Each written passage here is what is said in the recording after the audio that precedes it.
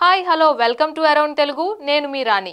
2018 April నెలలో టాలీవుడ్ ని షేక్ చేసింది వివాదాస్పద నటి శ్రీరెడ్డి తనని అవకాశాల పేరుతో వాడుకొని తన జీవితాన్ని నాశనం చేశారని టాలీవుడ్ రసికరాజుల బాగోతాన్ని బయటపెడుతూ హైదరాబాద్ ఫిల్మ్ ఛాంబర్ వద్ద అర్ధనగ్న ప్రదర్శన చేసింది శ్రీరెడ్డి ఈ ఇష్యూతో ఒక్కసారిగా టాలీవుడ్ మొత్తం బెంబేలెత్తిపోయిందనే చెప్పాలి దేశవ్యాప్తంగా శ్రీరెడ్డి హాట్ టాపిక్ కూడా అయ్యింది అయితే శ్రీరెడ్డి ఫిల్మ్ ఛాంబర్ వద్ద బట్టలిప్పి అర్ధనగ్న ప్రదర్శన చేయడం వెనుక కర్త కర్మ క్రియ మొత్తం జర్నలిస్ట్ మూర్తియే అనే ప్రచారం కూడా నడిచింది మూర్తి డైరెక్షన్ లోనే శ్రీరెడ్డి ఈ పని చేసిందనే ఆరోపణ కూడా ఉంది అంతేకాదు శ్రీరెడ్డి అర్ధనగ్న ప్రదర్శన చేస్తుంటే టీవీ5 మూర్తి కెమెరాలను పంపించి వరుస బ్రేకింగ్లు వేసి లైవ్ డిబేట్లలో శ్రీరెడ్డిని కూర్చోబెట్టడంతో జర్నలిస్ట్ మూర్తి తెర వెనుక ఉండి శ్రీరెడ్డితో కథ నడిపిస్తున్నారని ఆరోపణలు కూడా వచ్చాయి అయితే శ్రీరెడ్డికి మద్దతు తెలపడం వెనుక బలమైన కారణమే ఉందని అంటున్నారు టీవీ5 మూర్తి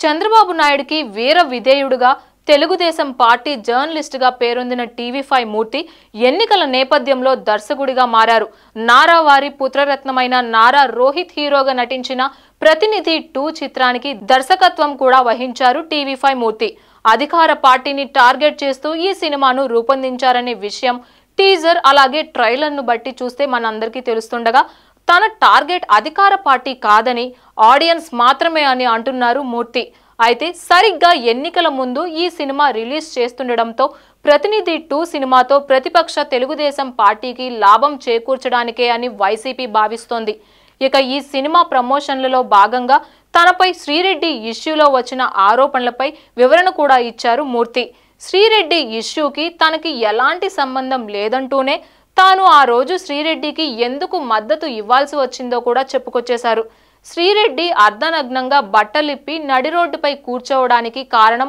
మూర్తి అంటే నేను ఒప్పుకోను అది చాలా తప్పు నేను ఆమెకి డబ్బులిచ్చి కావాలనే కూర్చోబెట్టానని అంటున్నారు అందరూ అది నిజం కాదు నేను ఒకరికి డబ్బులు ఇవ్వను అలాగే ఒకరి దగ్గర నుంచి నేను డబ్బులు తీసుకోను శ్రీరెడ్డికి నేను డబ్బులు ఇవ్వలేదు నేను ఎప్పుడూ కూడా ఆమెతో మాట్లాడలేదు పాత వీడియోలను తీయండి ఆ ఇష్యూ జరగక 2 రోజుల ముందు శ్రీరెడ్డి డిబేట్కి వచ్చినప్పుడు ఆమె అది చేస్తా ఇది చేస్తానంటే నేను అలాగే నాతో పాటు కరాటి కళ్యాణి కూడా శ్రీరెడ్డిని మందలించాం మా ఊరిలో మా అమ్మకి ఒంట్లో బాలేకపోతే నేను హడావిడిగా ఇంటికి వెళ్లాల్సి వచ్చింది అదే రోజు శ్రీరెడ్డి ఫిల్మ్ ఛాంబర్ దగ్గర నిరసన తెలియజేసింది ఆ ఇష్యూ జరిగే రోజున నేను అసలు ఇక్కడ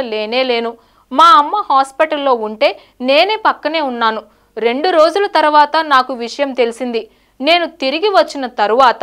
అంతా నేనే చేశానన్నారు చాలామంది అవకాశాల పేరుతో అమ్మాయిల్ని వాడుకొని అవసరం తీరిన తరువాత వాళ్ళని పక్కన పెట్టేయడం మోసం అవుతుంది ఆ కాజ్ని నేను సపోర్ట్ చేశాను తప్పితే శ్రీరెడ్డికి కాదు నేను ఇప్పటికీ కట్టుబడి ఉన్నాను ఆ రోజు శ్రీరెడ్డి లేవనెత్తిన ఇష్యూకి నా మద్దతు ఉంది అది లైవ్లోనే చెప్పాను ఇప్పటికీ చెప్తున్నా కూడా శ్రీరెడ్డి అనే కాదు ఏ రంగంలోనైనా నాకు నువ్వు సహకరిస్తేనే నేను నీకు మేలు చేస్తానని అంటే అది మోసం అవుతుంది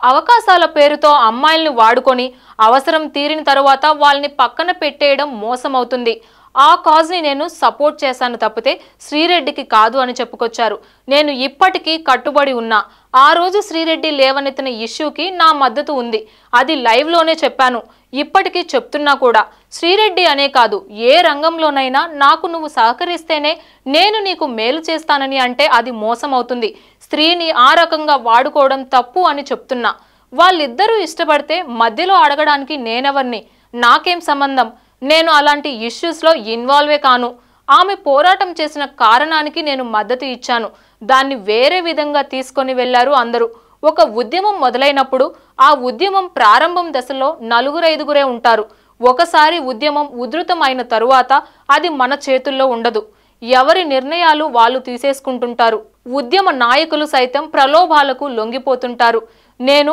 ఈ రోజుకి చెప్తున్నా శ్రీరెడ్డి పోరాటం చేసిన కారణానికి నేను ఎప్పుడూ మద్దతు ఇస్తూనే ఉన్నాను శ్రీరెడ్డికి కాదు ఆమె చేసిన పనికి నాకు ఎలాంటి సంబంధం లేదు అంటూ చెప్పుకొచ్చారు టీవీ5 మూర్తి ఇలాంటి మరిన్ని అప్డేట్స్ కోసం సబ్స్క్రైబ్ టు అరౌండ్ తెలుగు